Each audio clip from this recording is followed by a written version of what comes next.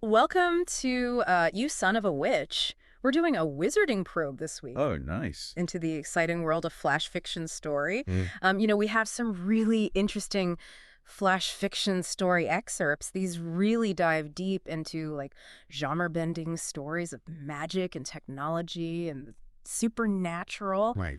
Our mission today is to really unpack these log lines and mini stories. Yeah. And we're going to pull out the core concepts and hopefully spark your imagination with all the potential they hold. It's pretty amazing how much story potential can be packed into, such a small space. Oh, I know. It's incredible. These little sparks of ideas, Oh. hinting at these huge worlds and conflicts. Yeah, absolutely. We have several really exciting log lines to explore. Yep. Each one kind of hints at these unique and action-packed stories. Right. So we have Shadow Heist, the Glitch Witch, the Dragon Whisperer's Intern, Cursed Beat, and the Demon in the Dollhouse. Wow.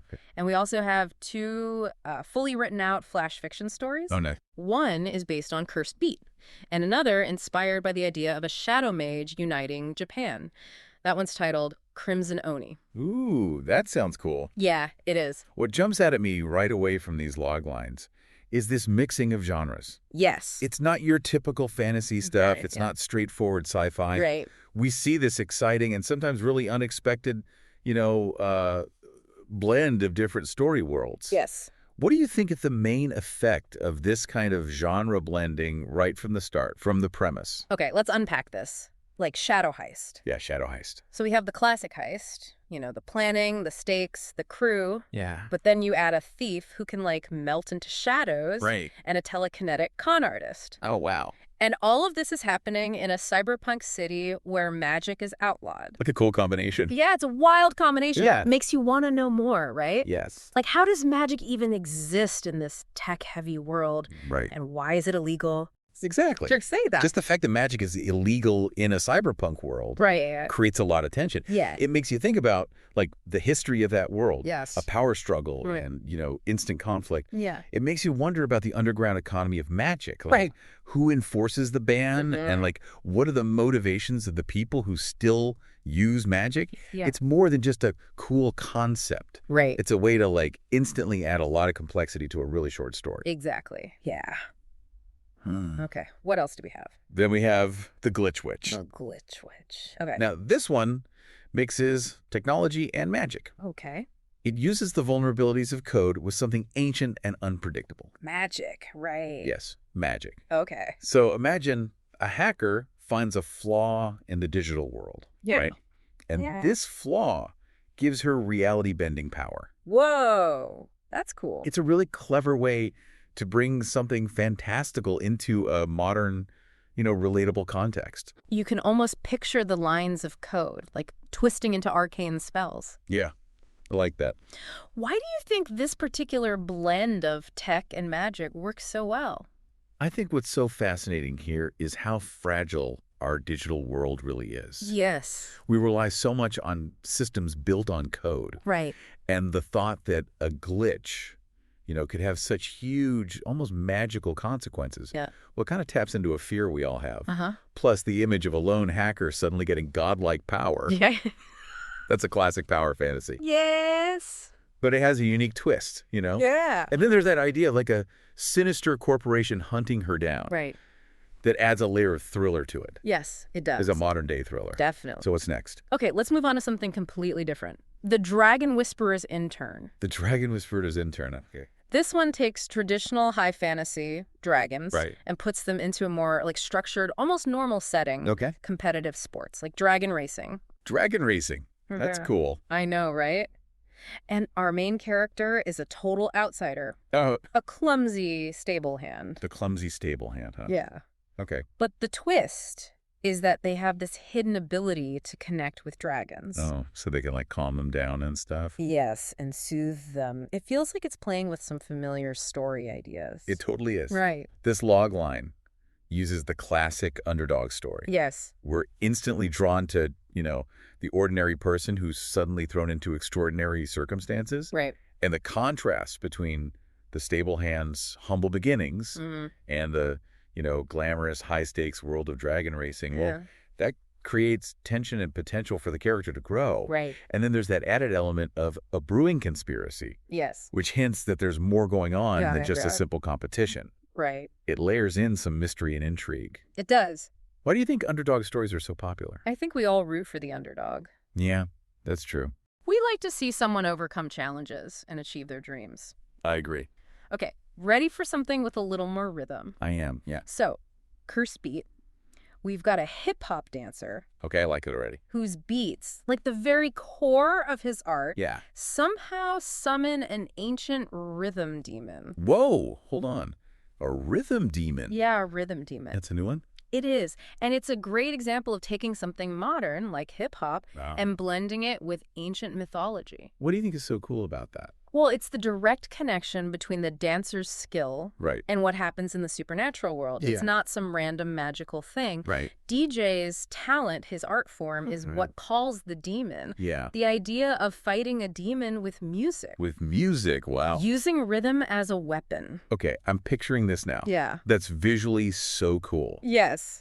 And it makes you think about, like, the power hidden within creativity. It does. Okay, what's the last one? All right, so last but not least, we have the demon in the dollhouse. The Demon in the Dollhouse. Ooh, spooky. I know, right?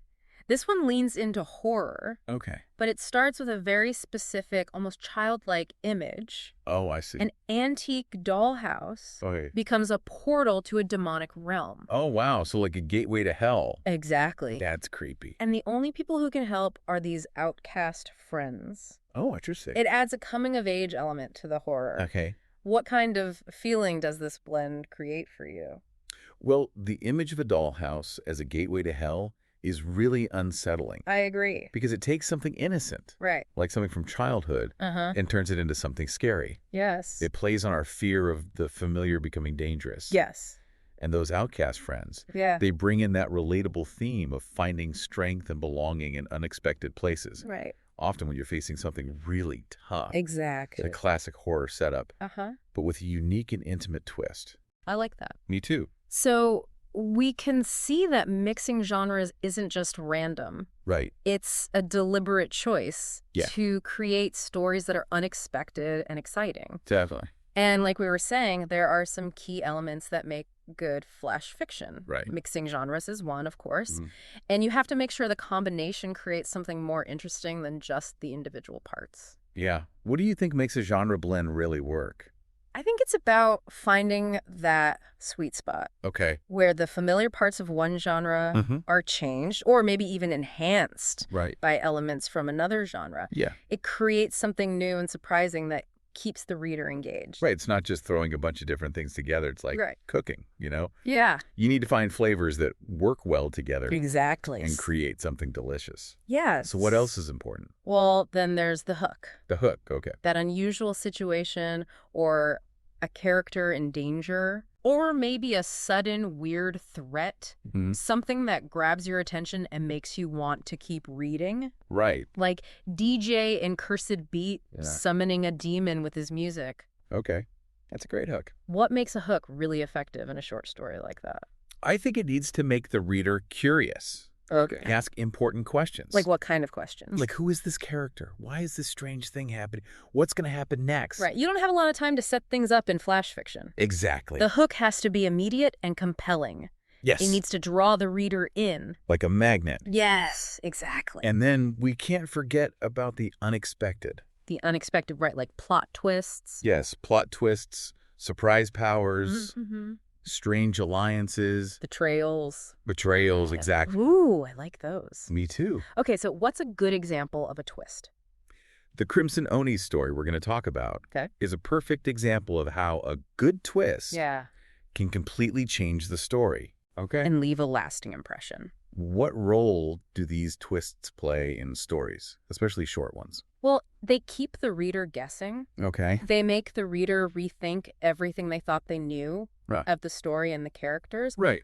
Twists add layers of complexity. Yeah, And they make a story more memorable. I agree. And finally, there's that feeling of adrenaline Adrenaline. Yeah, like excitement and intensity. Okay. Most flash fiction stories are meant to be thrilling and action-packed. Right. So keeping a fast pace and making the stakes feel real is super important. Okay. Why is pacing so important in flash fiction? Well, because in flash fiction, every word counts. You don't have space for long descriptions Right. or slow character development. Exactly. The pace needs to be fast. Okay. To keep the reader moving through the story. It's about making an impact right away. Yes. And keeping that energy going throughout the whole story. Exactly. Okay, I'm ready for some adrenaline. Okay, let's talk about the Cursed Beat story. Okay. It starts with, DJ never meant to break the world. DJ never meant to break the world. That's a good start. Right. Yeah, it is. Right away, this is more than just a typical hip-hop song. What makes that opening so good? It's simple, but it shows the huge consequences of DJ's actions. Right. It's like a David and Goliath situation. Uh-huh. Something personal, like making music in your bedroom, Yeah. could have global effects. Wow. It makes you wonder how that even happened. Yeah, how did making music break the world? Exactly. Okay, so what happens next? So the demon doesn't just appear. Okay. It like pulses to the beat. It pulses to the beat. Yes, and it grows stronger with each thump. Whoa, that's creepy. Yeah, it creates this weird link between the music and the monster. Right. DJ's rhymes aren't just words, they're summoning fire. That's so cool. So how does this mixing of the normal and the magical make the story better? By bringing the supernatural into something we know, like Okay. hip-hop, it makes the fantastical feel more real and immediate. Right. The image of a demon being powered by a beat you might hear on the radio Yeah. is really jarring.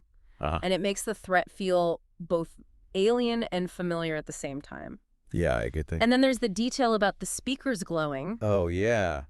That's a visual cue that something otherworldly is happening. I like that detail. And DJ's reaction is so relatable. What does he do? He fumbles for his headphones. His headphones Yeah, like it's his last resort. against a demon. I know, it doesn't make sense. But I can see why he'd do that. Right. It's that moment of desperation. Yeah, you just grab for anything. Exactly. What does that small detail add to the story? It reminds us that DJ is just an ordinary person. Okay. Who's way out of his depth. Right. It makes us feel for him. Yeah. And it makes the situation even more absurd. I agree. And then there's this wave of pure rhythm. Okay. It slams into the demon and the streetlights flicker. It's a really visual way to show the power of music as a force. I like how that sounds. The story says he wasn't just spitting rhymes anymore. He was conducting a symphony of urban chaos. Conducting a symphony of urban chaos. That's a cool line. I know, right? Yeah. It shows how DJ's role has changed. How so? He's not just an artist anymore. Yeah. He's fighting for his life. Yeah. Using sound as his only weapon. It's like he's an accidental hero. Exactly. He's not some trained fighter or anything. Right. He's just a guy who discovers he has this hidden power Yeah. and has to figure out how to use it. And the chase through the streets, Mhm. the story calls him a one-man battle rapper. One-man battle rapper. I like that. It's such a cool image. Yeah. Each beat he creates pushes the demon back. Yeah. It's like a musical fight scene. That's awesome. When dawn comes, the demon is banished, and DJ is totally exhausted. Okay. It's a good ending to the immediate conflict, Yeah. but it also makes you wonder what's going to happen next. Right. What are the long-term consequences of all this? Exactly. Okay, what else happens at the end? Then the cops show up, Of course they do. and they're totally confused. Well, yeah, I imagine so. And the story ends with DJ thinking about a whole new mixtape brewing. Ooh, interesting. It mixes the immediate aftermath of the fight Mm-hmm. with the impact it's going to have on DJ's life. Right, and his future as a musician. Yeah, it's going to be a strange future for sure. What do you think is the lasting impression of a flash fiction story like this? I think it shows how a short story can create such a vivid and memorable experience. Uh-huh. It takes a crazy idea Yeah. and tells it with a lot of creativity, rhythm, and pacing. I agree. And it makes you think about the power of music in a new way. Okay, ready for the next story? Yes, let's switch gears and talk about Crimson Oni. Okay. Remember, it's inspired by the idea of a shadow mage uniting Japan. Yeah. This one has a darker and more epic feel right from the beginning. All right, let's hear it. It starts with, Ieyasu was no mere warlord. Ieyasu was no mere warlord. Okay, that definitely sets him apart. Right. Yeah. It makes you think there's more to him than meets the eye. No mere warlord implies he has some hidden power. Yeah. a secret agenda. Yeah. It's more dark fantasy than historical fiction. And then it says shadows that obeyed his will. Right, so he has magic. Yes, and it's forbidden magic. A yokai's bargain. Yes. That also hints at something dark. Definitely. What else do we learn about him? His shadow self is described as monstrous and clawed. Whoa, okay, so that's a big contrast. Right. From the stoic general he shows to the world. Yeah, it shows he has a double life and a dark secret. How does this make him a more interesting character? It creates conflict within him Right. and raises questions about the price of using dark magic. Yeah, like, is it corrupting him? Is Exactly. he losing his humanity? It makes him morally ambiguous. I see. We don't know if he's good or bad. And there's this detail about his chamber being bare and how he fears moonlight. Interesting. It emphasizes his constant struggle to control the darkness inside him. Yeah, it adds to the unsettling feeling. So then we meet the witch. The witch, okay. She's described as wild-haired, crimson-eyed, spitting curses. Oh, wow. She sounds intense. She's not just a political rival. Okay. She's a magical threat, Right. driven by revenge. What happened to her? Her clan was betrayed and destroyed. Oh, so she wants revenge. Yes. How does having a magical enemy raise the stakes of the story? Her magic is tied to the earth, The earth, okay. and she can summon stone guardians. Oh, that's cool. It's a direct contrast to Iyasu's shadow magic. I see that. It sets up a clash of magical forces. Right. But her personal vendetta makes the conflict more than just a fight for power. Uh-huh. It adds an emotional layer. I agree. The first battles are described as a bloody stalemate. So Iyasu's magic isn't enough to win right away. Exactly. And his own soldiers are afraid of the witch's magic. So his power is backfiring on him. Yeah, it hints that his magic might be his downfall. Yeah, that makes sense. It shows that raw power isn't everything. Right, you need strategy too. Exactly. What happens next? Iyasu sets a trap for the witch. A trap. Yeah, in the Whispering Gardens. Oh, okay. He hides binding sigils on the lanterns. Oh, that's clever. It's a good example of how magic can be subtle and strategic. Yeah, it's not just about big, flashy spells. Right. It adds depth to the world and the magic system. I like that. The final fight is described as brutal and monstrous. Okay. The witch's stone giant Huh? is fighting Iyasu's swirling vortex of shadow. That sounds epic. But then his advisors betray him. What? His own advisors? Yes, they stab him in the back. Why would they do that? It turns out they have their own secret plans, Oh, wow. and they want power for themselves. So they used him Yeah, and they steal a relic that weakens him. at the worst possible time. So what happens to Iyasu? The witch thinks she's won. Uh-huh. She strikes him down, Oh. and he collapses. Right. But instead of blood, What? inky tendrils pour out. Inky tendrils. And this crimson-eyed, clawed behemoth rises up. Oh, wow. It turns out Iyasu wasn't just controlling shadows. Okay. He was the shadow. Whoa, that's a huge twist. I know, right? What makes that reveal so effective? It changes everything we thought we knew about Iyasu. Right. The shadow magic wasn't just something he used. Uh-huh. It was part of him. Part of his very being. Yes. And the witch is horrified. Yeah, I bet. She realizes what she's unleashed. It's not just a fight between two people anymore. Right. It's something much bigger and scarier. And the ending is chilling. What happens? The monstrous Ieyasu rules Japan, Oh, wow. and the witch runs away in fear. She's defeated. It's a dark ending. Yeah, it is. The hero has become the monster. And his empire is built on fear. Exactly. What does that tell us about the story's themes? It makes us think about the nature of power, Yeah. the dangers of ambition, Right. and the blurry line between good and evil. Yeah, those are big ideas. So what have we learned from this wizarding probe into flash fiction story? Yeah, what have we learned? We've seen how different genres can be mixed Uh-huh. to create really cool and original stories. From cyberpunk magic to hip-hop demons. Exactly. And we've seen how these short stories use strong hooks to grab your attention. And twists to surprise you. The Crimson Oni story was especially dark and epic. Yeah. Showed us the dangers of using forbidden power. And how a hero can become a monster. It made you think about the true cost of ambition.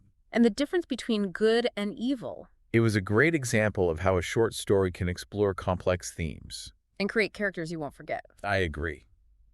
Think about what we've talked about today. Okay. Mixing genres, creating captivating hooks, and adding unexpected twists. Yeah, those are good tools. How could you use these ideas in your own life? Maybe in your writing. Or even in your everyday thinking? Yeah, like how to grab someone's attention. or how to present your ideas in a more memorable way. What unexpected combinations could you create? Flash fiction story reminds us that even short stories can be powerful They can spark our imaginations. and leave a lasting impression. We hope this wizarding probe into flash fiction has given you some new ideas. And inspired you to explore the possibilities of storytelling. For more adventures into the world of fantasy and sci-fi. Be sure to rate and follow you, Son of a Witch.